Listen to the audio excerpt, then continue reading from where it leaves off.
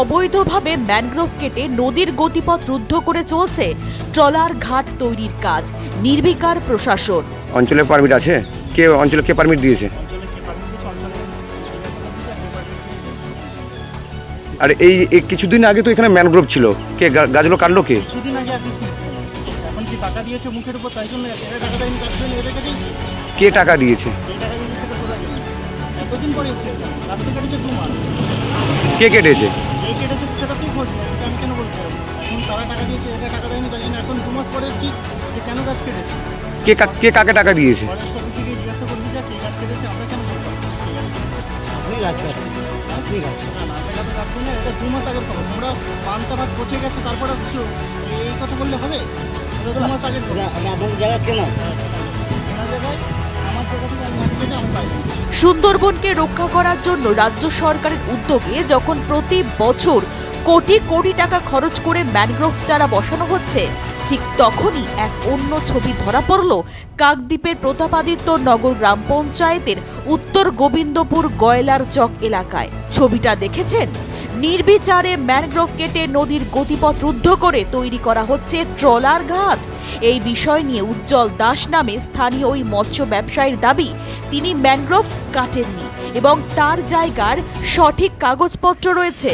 তবে এই বিষয়ে এই জায়গার বর্তমান মালিক এবং স্থানীয় পঞ্চায়েতের তরফে ক্যামেরার সামনে মুখ খুলতে রাজি নয় তারা। এই বিষয়ে ক্ষোভ উগরে দিয়েছেন স্থানীয় ব্যবসায়ী মিলন ভূঁইয়া। সরকার ম্যানগ্রোভ লাগানোর জন্য যে উদ্যোগ নিয়েছে, সেই রাজ্য সরকারের কর্মীদের পাশে এত বড় একজন ব্যবসায়ী যেখানে ম্যানগ্রোভ কেটে নিজের স্বার্থ চরিতার্থ করছে, নদীর গতিপথ বন্ধ করছে, নিজের বিজনেসের স্বার্থে এরকম একটা সুন্দর পজিশনটাই নষ্ট করছে, যেটা সরকারের পক্ষে, সরকার ক্ষমতায় থেকেও সরকারের লোকজনের উদ্যোগে এই জিনিসটা অবিলম্বে বন্ধ করা উচিত, সরকারের এটা দেখভাল করা উচিত। তবে এই বিষয়ে স্থানীয় বিধায়ক এবং দক্ষিণ 24 পরগনার জেলাশাসককে জিজ্ঞাসাবাদ করা হলে তারা জানায় অবিলম্বের পদক্ষেপ নেওয়া হবে। দেখুন, এখানে তো একটা আপনারা জানেনই, ম্যানগ্রোভ তো আমাদের প্রায় জীবনের সুন্দরবনের দিকে স্পেশালি ম্যানগ্রোভ না থাকলে হয়তো মানুষই থাকবে না। তো এটা তো আমাদের একটা তো অ্যাওয়ারনেসের দরকার রয়েছে। তো আমাদের গ্রামের এন্ড থেকে, মানে জনপ্রতিনিধির এন্ড থেকে, তারপরে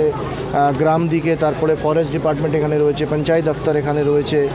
এবার এটা তো একটা সামাজিক ইস্যু, অনেক এখানে হয়তো কিছু দুষ্কৃতী রয়েছে যারা কিন্তু এই ম্যানগ্রোভ কাটার এই দিকে যাচ্ছে না। আদারওয়াইজ আমাদের ম্যাক্সিমামই জনসাধারণ লোক ম্যানগ্রোভের ইম্পর্টেন্সটা বোঝেন, কি যদি ওটা না থাকলে তাহলে কিন্তু মানুষ কেন ম্যানগ্রোভের আমাদের যা ন্যাচারাল প্রোটেকশন দেয় এই ইকোলজিকে, সেটা কিন্তু আপনারা জানেন আমার কিছু এরকম নেই। কিন্তু যদি আমরা একটাও ইনস্ট্যান্স এরকম পাচ্ছি, তাহলে কিন্তু আগেও এফআইআর করা হয়েছে, আর যেরকম ও কেটেছে সেটা কিন্তু আমরা ওটাকে ওরকম ফিরিয়ে দিয়েছি। তো এইখানেও নিশ্চয়ই হয়তো ফরেস্ট আর ব্লক প্রশাসনের পক্ষ থেকে এখানে কিন্তু এফআইআর করা হবে। আমার কোনো নজরে নেই, আমি বিষয়টা খতিয়ে দেখব। যদি আমার নজরে আসে, যা ব্যবস্থা নেওয়ার যায় আইনের মাধ্যমে সে ব্যবস্থা আমরা নিতে বলবো। তবে কোথায় পদক্ষেপ? প্রশাসনকে বুড়ো আঙুল দেখিয়ে রীতিমতন কাজ করে চলেছে ওই স্থানীয় মৎস্য ব্যবসায়ী উজ্জ্বল দাস। অঞ্চলে পারমিট আছে? অঞ্চলে কে পারমিট দিয়েছে? অঞ্চলে কে পারমিট দিয়েছে, অঞ্চলে জিজ্ঞাসা করবি যে কে পারমিট দিয়েছে, ওখানে পেয়ে যাবে। আর এই কিছুদিন আগে তো এখানে ম্যানগ্রোভ ছিল, কে গাছগুলো কাটলো? কে কিছুদিন আগে অ্যাসিস্ট্যান্ট কেন? এখন কি টাকা দিয়েছে মুখের উপর, তাই জন্য এরা টাকা দেয়নি, তার জন্য এদের কাছে এসেছিস। কে টাকা দিয়েছে? কে টাকা দিয়েছে সেটা তোরা জানিস। এতদিন পরে এসেছিস কেন? গাছ তো কেটেছে 2 মাস। কে কেটেছে? কে কেটেছে সেটা তুই খোঁজ নে, তোকে আমি কেন বলতে পারবো? এখন তারা টাকা দিয়েছে, এটা টাকা দেয়নি, তাই জন্য এখন 2 মাস পরে এসেছিস যে কেন গাছ কেটেছে। কে কাকে টাকা দিয়েছে? ফরেস্ট অফিসে গিয়ে জিজ্ঞাসা করবি যে কে গাছ কেটেছে, আমরা কেন বলতে পারবো তোকে কে গাছ কেটেছে। আপনি গাছ কাটেন, আপনি গাছ কাটেন। না না, আমরা কেন কাজ করি না, এটা 2 মাস আগের খবর। তোমরা পান্তা ভাত পচে গেছে তারপর আসছো, এই কথা বললে হবে? তবে এই বিষয়ে বিরোধীদের অভিযোগ, শাসক দল এবং প্রশাসনের মদত না থাকলে এমন কাজ করা যায় না। পরিকল্পিতভাবে টাকার বিনিময়ে চলছে এইভাবে অবৈধ কাজকর্ম। দিন ধরে আমরা দেখতে পাচ্ছি কাকদ্বীপের বিভিন্ন এলাকায়, শুধুমাত্র গয়লার চক নয়, কাকদ্বীপের বিভিন্ন এলাকাতে ম্যানগ্রোভ কেটে সেখানে শূন্য করে মাটি তুলে নেওয়া হচ্ছে।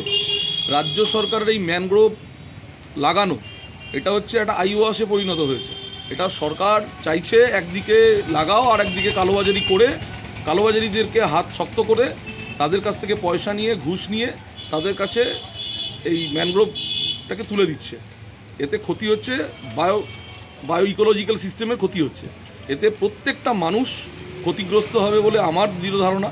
আর এই ম্যানগ্রোভ কাটার বিরুদ্ধে আমি তীব্র ধিক্কার জানাই। ওই এলাকার পাশ দিয়ে বয়ে গিয়েছে কালনাগিনী নদী। এলাকার মানুষজনের দাবি, এইভাবে যদি নির্বিচারে ম্যানগ্রোভ কেটে নদীর গতিপথ রুদ্ধ করা হয় তাহলে আগামী বর্ষার মরশুমে জলমগ্ন হয়ে পড়বে গোটা এলাকা। ব্যাপারটা দেখলাম যাতায়াতের পথেই পড়ে যে ম্যানগ্রোভ কাটা হয়েছে। অ্যাকচুয়ালি ম্যানগ্রোভ কাটা তো কোনোদিনও উচিত নয়, কারণ আমাদের এটা নদীমাতৃক এলাকা।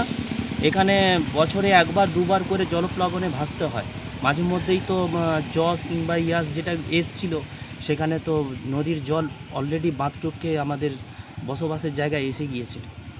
তো এই রকম ধরনের বিভিন্ন সমস্যা বারেবারই আসছে। তা সত্ত্বেও শাসক দল জানে এবং শাসক দলরাও এখানেই তাদের স্থানীয় বাসিন্দা তারা, কিন্তু তারাও জানা সত্ত্বেও এগুলোকে কেন বাধা দিচ্ছে না সেটাই বুঝতে পারছি না যে শাসক দল এরা কী করছে। মূলত এলাকা ছেড়ে ঢিলছোড়া দূরত্বেই রয়েছে স্থানীয় পঞ্চায়েত থেকে প্রশাসনিক আধিকারিকদের অফিস, কিন্তু তারপরেও কিভাবে দিনের পর দিন এইভাবে ম্যানগ্রোভ কেটে নদীর গতিপথ রুদ্ধ করা হচ্ছে তা নিয়েই উঠছে প্রশ্ন। বর্ণালী মণ্ডলের রিপোর্ট, দিন দর্পণ।